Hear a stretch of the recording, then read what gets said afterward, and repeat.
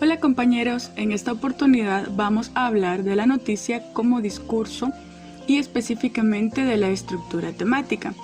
Vamos a decir que Teun Van Dijk nació el 7 de mayo de 1943. Es profesor y lingüista especializado en el análisis de los discursos. Ha estudiado la teoría literaria, la pragmática del discurso, la psicología del procesamiento del discurso, noticias, ideología, discurso racista, el conocimiento y el contexto. Además es fundador del análisis crítico del discurso. En sus trabajos se analizan las estructuras, las variantes discursivas, los discursos de poder y creencia, la etnia, raza, identidad y cultura y las producciones periodísticas. Nuestro enfoque es analizar las noticias o textos periodísticos, su estructura y la producción de la noticia. Entonces nos hacemos la interrogante, ¿qué es el discurso periodístico?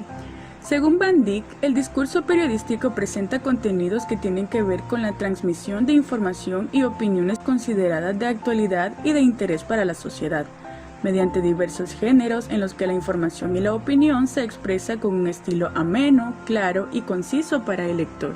Entre las características que podemos destacar del discurso periodístico está el predominio de la tercera persona. Además, el artículo debe ser claro, breve, sencillo y exacto.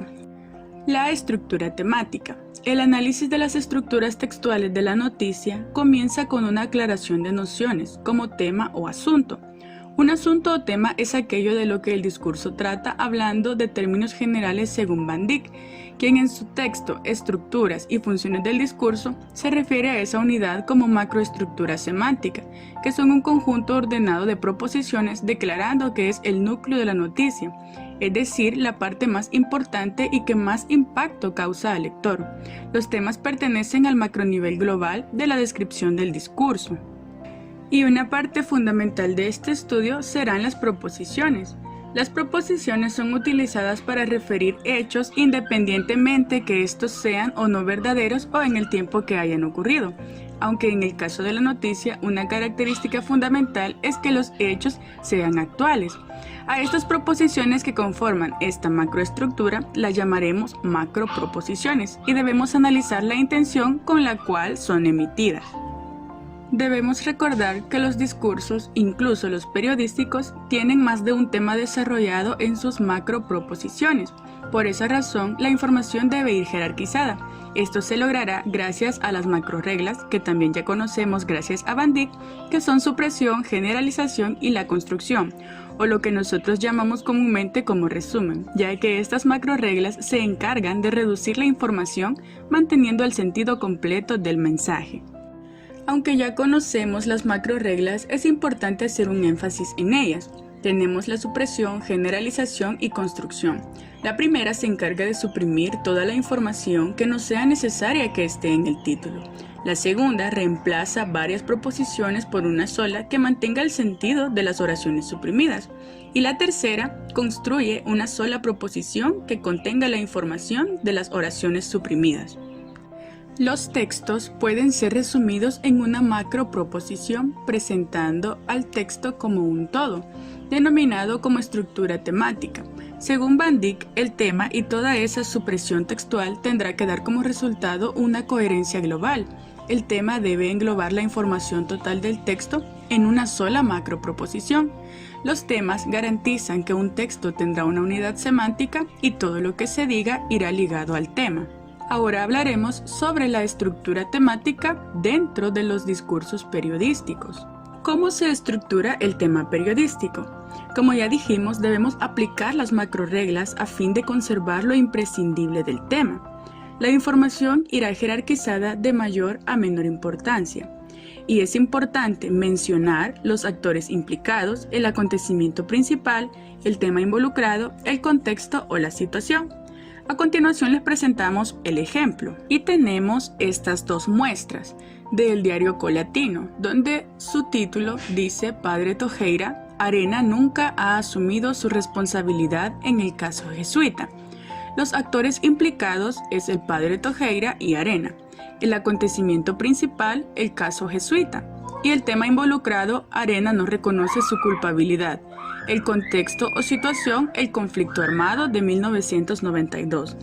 El otro ejemplo es de la prensa gráfica, donde su titular dice "El país vive otra jornada de violencia". Los actores implicados, el país, en este caso El Salvador. El acontecimiento principal, la violencia. El tema involucrado, otra jornada de violencia. Contexto o situación, el incremento de homicidios. En esta segunda parte hablaremos sobre las características de la estructura temática. En la actualidad debe ser contada apenas sucede y le dará más prestigio si es contada antes que los demás periódicos. La veracidad, deben ser reales y comprobables los hechos que narren. En la claridad, debe ser ordenada y lógica en la estructura y la coherencia de la estructura. La brevedad, sin reiteración y datos irrelevantes. En la generalidad, un tema que interese a todos como sociedad. Y la proximidad, entre más cercano sea, causa más interés. Y por último, pero no menos importante, vamos a hablar de lo implícito dentro de la estructura temática, es decir, las cosas que no se dicen, pero que se interpretan con una lectura rigurosa.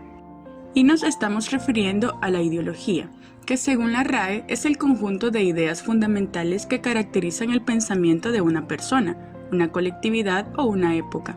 Tiende a conservar o transformar el sistema social, económico, político o cultural existente dentro del país. Asimismo, los partidos políticos tienen su propia ideología y expresan sus ideologías a través de sus programas políticos, su actitud y postura real ante los problemas reales y la aprobación a las leyes que aprueban. Además, es importante hablar sobre la corrupción y manipulación que tristemente se da en los medios de comunicación de nuestro país. Tenemos una infinidad de noticias que a diario nos son transmitidas por medios de comunicación como el periódico, la televisión y la radio.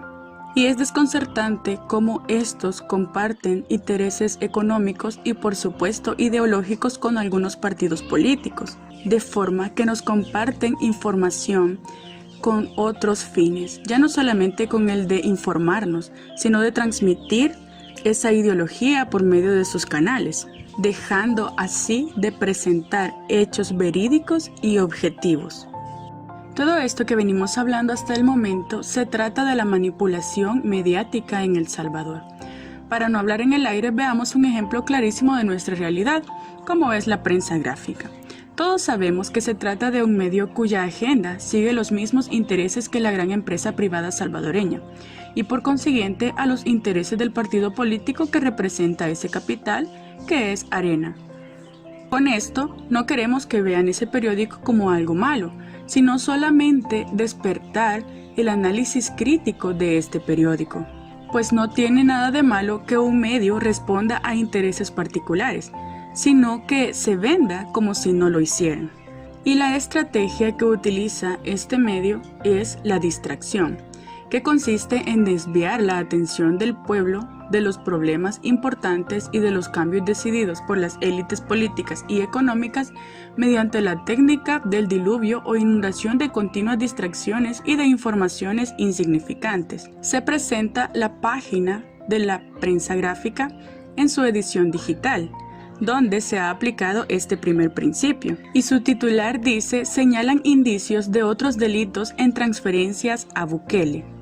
En esa misma semana, el día sábado, hubo una marcha de organizaciones, sindicatos, movimientos y estudiantes de las principales calles de San Salvador, donde participó también estudiantes de la Universidad del Salvador en la Facultad Multidisciplinaria de Occidente.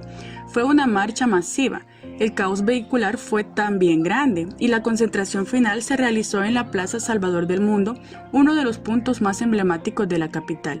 Y sin embargo, el periódico no le dedica ni una sola línea a este acontecimiento. Otro ejemplo de manipulación mediática es los titulares de los periódicos. Uno de los principios es que los titulares deben ir en voz pasiva, donde sabemos que el sujeto se convierte en un sujeto paciente y en quien recae la acción, ya no en quien la realiza.